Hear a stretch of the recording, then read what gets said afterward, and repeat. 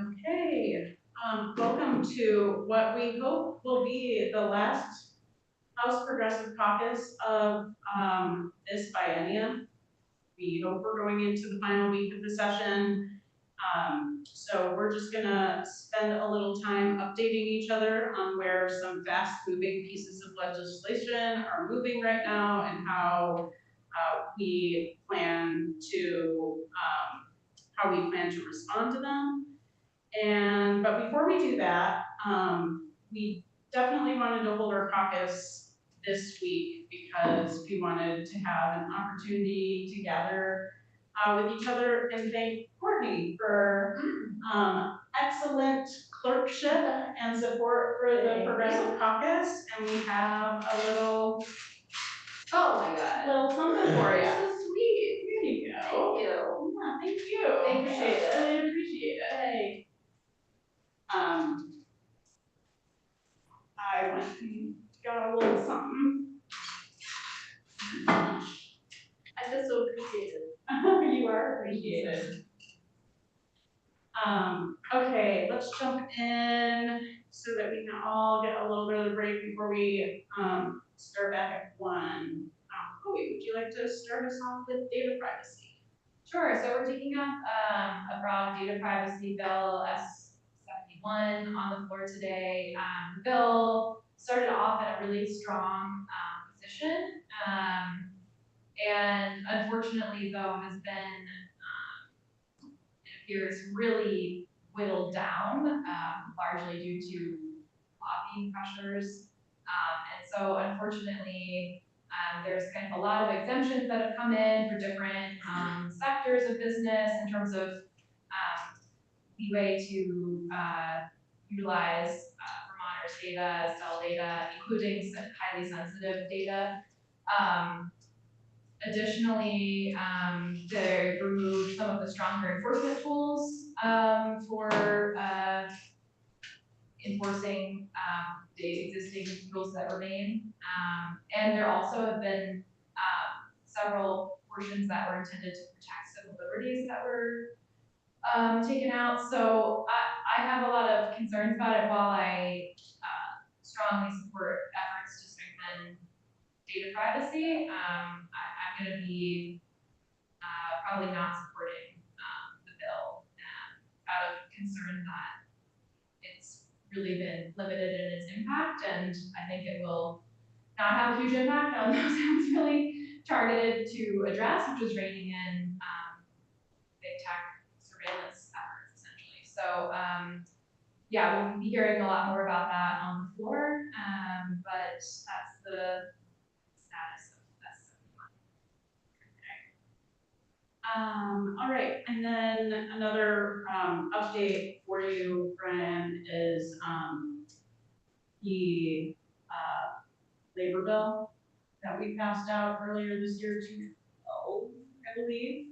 The one that we got into a little debate over and kind of roll call vote on last week regarding the section where BSEA, the governor was required to have a conversation with BSEA about BSEA being able to be in the parking lot at correctional facilities.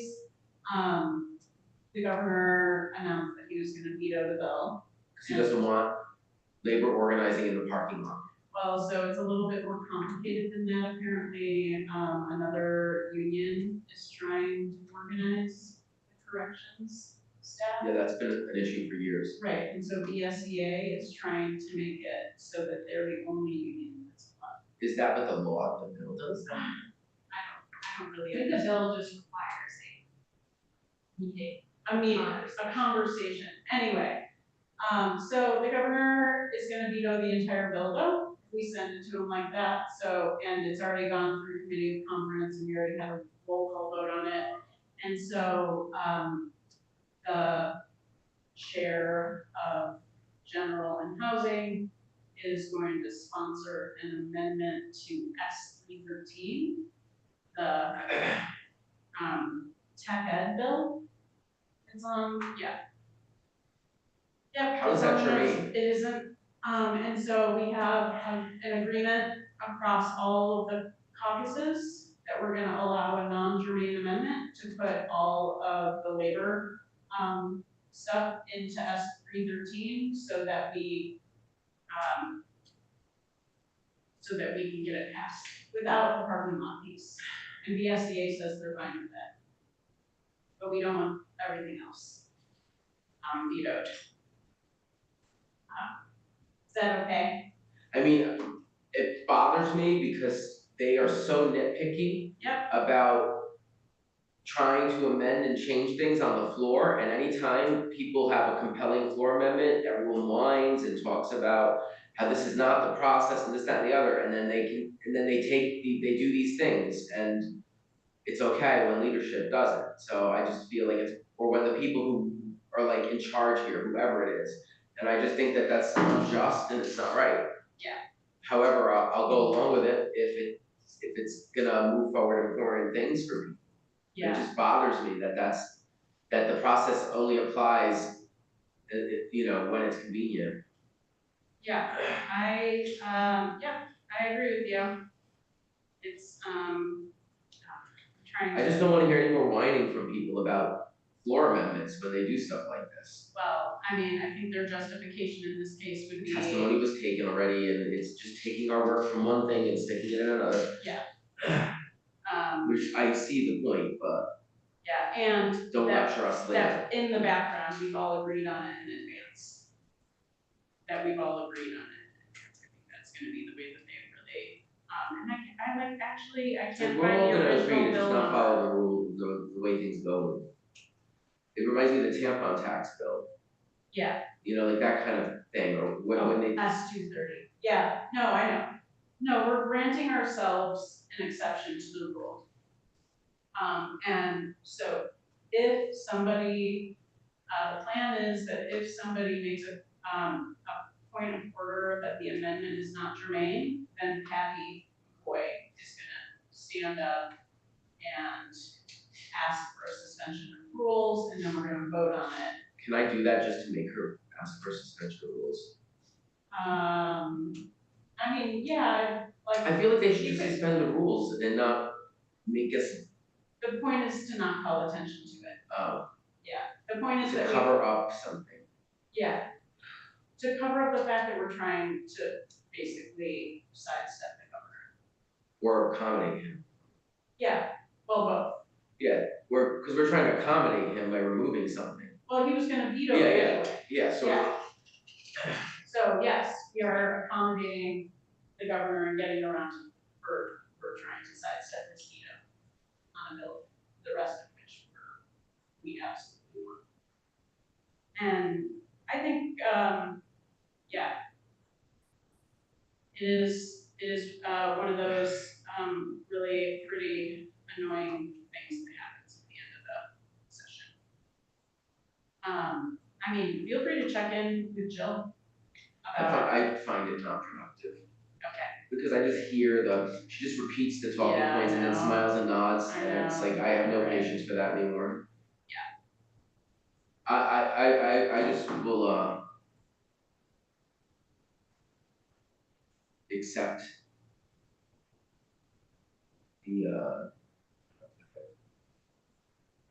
accept the hypocritical actions and practices that I have to be surrounded by right now. Yeah, absolutely. It's only another day or two. Yeah, I hope it's only another day or two. Well, let's talk about that for a minute. Like we're at the end of the session. It's dragging on longer than it should. Yeah, 50-50 odds we're here until Friday. Okay, and I think for the public just to know that that's where it's at. I thought we were gonna be out tomorrow, so why now are we hearing that it's gonna be Friday? Because a bunch of committees and conference. So some conference committees aren't done yet. Well, Some haven't even started. Oh, there's going to be, I thought there was gonna be some Senate floor amendment, and then we were all gonna be asked to just vote yes on this grand bargain. No, they're going Did the Senate have an amendment on the floor today? Yeah, there's an Yeah. amendment. And yeah, Like the secret deal they made with the governor? maybe. Yeah, so you can find it on the actual. It's out, it's posted. Have you read it? Yes, I'm still trying to better understand it. Okay, I will read it soon. I'm curious what we have to give him for him to accept not forcing mergers. I'm nervous, like Yeah. what would he possibly want to not, to compromise? no second home tax. That was the deal. That's horrible, so we're gonna Well, just so let I people don't say, know. yeah, no, I'm not yelling at you, Yeah, I don't yeah. know. Yeah, I don't know. oh, you were guessing, I'm like, guessing, yeah, because okay, that right. was, that was I thought you were saying our, that was our bargaining chip, is that we were giving him, redistricting in order to get a second home tax. So if we renege, then he might, I don't know. I didn't know that, Oh, yeah, that people were trying to get him to, people were willing to accept forced redistricting for second home tax. yeah, Yikes. that was the deal. So I don't know what the deal is now. I need to read I that. can't believe that he Oh, But he no. like doesn't just wanna tax second homes when the people, his constituents can't afford housing. I mean, Vermont clearly doesn't want that because they keep electing him. Yeah, or I don't think people realize half the No. stuff that happens. Cause when I tell people, they're like, when they say he's good and I tell them, I'm like, well, I don't know about that, and I tell them things, they're horrified. And I'm like, Yeah. remember that in the next election. Yeah, but you know, it's just how it is. It sucks. But yeah, so I'm gonna go after this downstairs and read whatever that was that the Senate passed And today. apparently there's gonna be a side-by-side available on the House Senate website Oh, that'd be sometime great. this afternoon. Oh, good. A side by side of what two things, the Senate amendment and Probably the House version. the thing we sent over originally. I think so, that's Okay. That would be useful, actually. That would be very Where useful. did you hear they were gonna do that? Was there an email or something? Well, Jill said that in her email from the weekend, and Daisy just Okay. reiterated that in email to our school board. Ah, Find Jill's email. I mean, it was just like a sentence. Yeah, it was just suggesting that we hope to have, like, we expect to have side by side Yeah. soon. I'm sure, Ledge Council. Yeah. Oh, I see it now, okay. Yeah, so There's nothing there yet. I heard that, I mean, they were debating it on the floor the last time I walked past. the Oh, Senate really? chamber. I Yeah, wasn't sure if they taken, okay. so I might I'm stop in sure, there. yeah, I'm kinda curious to go see if there's that, or to recap what was said, I don't know. Yeah, what I heard, I don't even know whose voice it was actually, which is interesting. I think it might have been Allison even.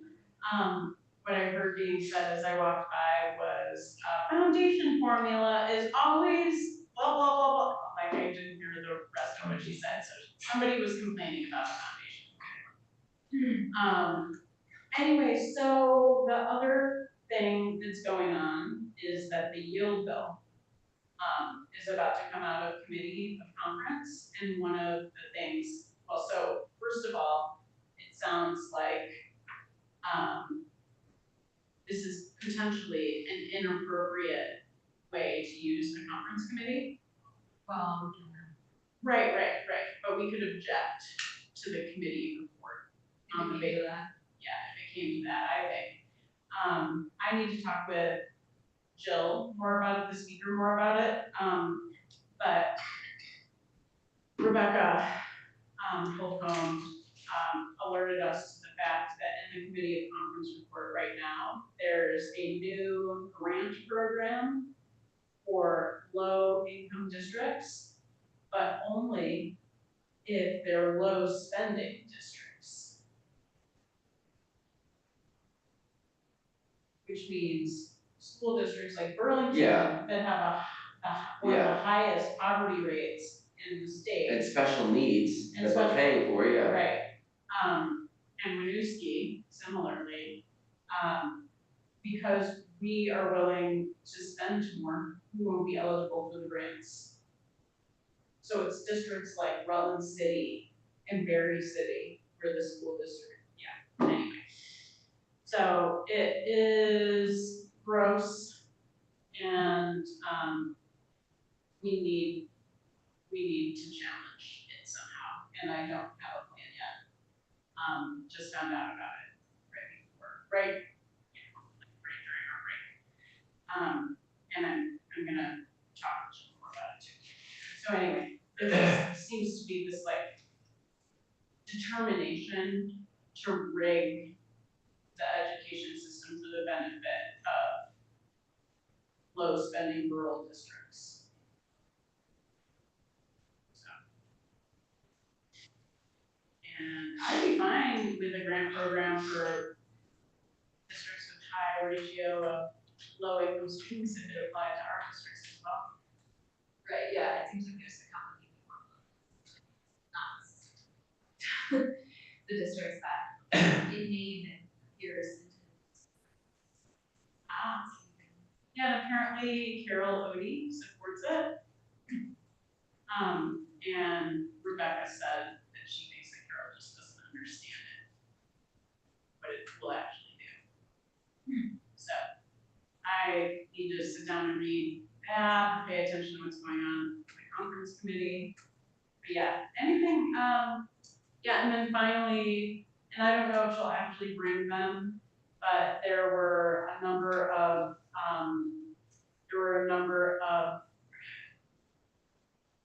amendments that Mary Catherine Stone tried to make to the optometry bill. And they all got voted down. Yeah, and then apparently she's gonna try to bring them as 4 amendments. That's right, or some, at least one, I think, but. Yeah. The GovOps committee voted them down. Right. Yeah. They didn't come to the healthcare committee. Right, which is interesting. That bill is interesting because I feel like it could have just gone, one of the concerns people had was that there was an attempt, there were people who didn't support it in leadership and that they were trying to stall it and kill it, and then it's been bounced around now and it hasn't died yet. And I just feel like maybe there's some truth that there's some people behind the scenes who don't want it. Yeah. So. No, there absolutely is. Yeah, there are people who are receiving a lot of pressure from ophthalmologists who don't want the bill to pass. But we all want it to pass, and the administration actually wants it to pass, so it's gonna pass. And I guess we're supposed to vote no on those amendments. I'm gonna hear her out, but unlikely to vote no. Okay. But I'm gonna give her a fair chance to make the case, because I mean, I think it's, people deserve that, but if it's, because I'm just curious what she said it's about patient safety, which to me, that should be going to healthcare. Right. But I'm not gonna like suggest that now. Right. I guess it could go there and go right back to the floor, but it's just, Yeah. Have you asked Melissa about it? No, I'm sure, I don't think she'd want that, but I will go, I will go talk with her about it and say, why is it not coming back? Okay. Or why is the healthcare committee not weighing in if it's about patient safety? Yeah. Okay, anything else that we feel like we need to catch up on?